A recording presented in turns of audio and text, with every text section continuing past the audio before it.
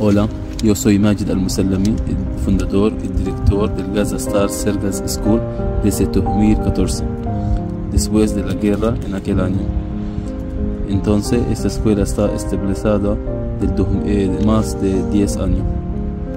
En todos estos años nosotros estamos trabajando con toda nuestra fuerza, nuestra alma, nuestra esperanza para tener una grande escuela en el Franja de Gaza, para llevar alegría para los niños y para la gente también en Gaza, porque toda la gente en Gaza está sufriendo porque ha vivido más de 5 guerras.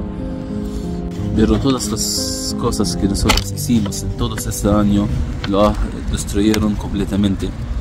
Quemaron todos los equipos que nosotros tenemos. También quemaron el sueño de nosotros, que tener un autobús para hacer el cerco móvil en Gaza. Pero en esta guerra ellos quemaron este autobús.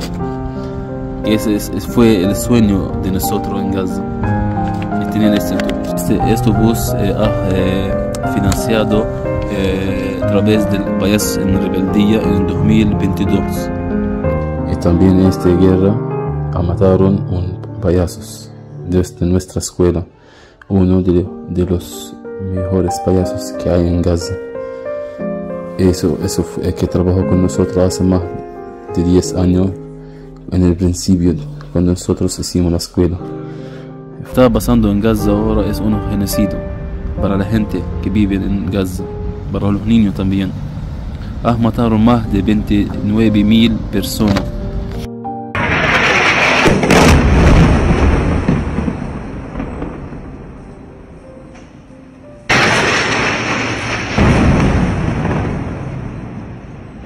Incluso 50% son niños. Por eso esos niños necesitan ayudas, porque perdieron su casa y su sueño también. Y más de 1 millón de niños viven en tenta, que no hay seguridad, que no hay comida.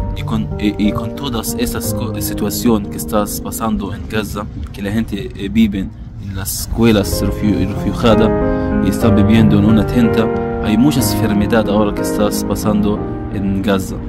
Por eso vamos a comprar comidas para los niños, robas, coches, y también vamos a comprar medicina para estos niños para poder curar. Y también vamos a hacer circos show en toda la franja de Gaza para mejorar los niños que están afectados psicológicamente. Y muchas gracias para los payasos en rebeldía que siempre están al favor de nosotros para poder llevar alegría para los niños en toda la franja de Gaza.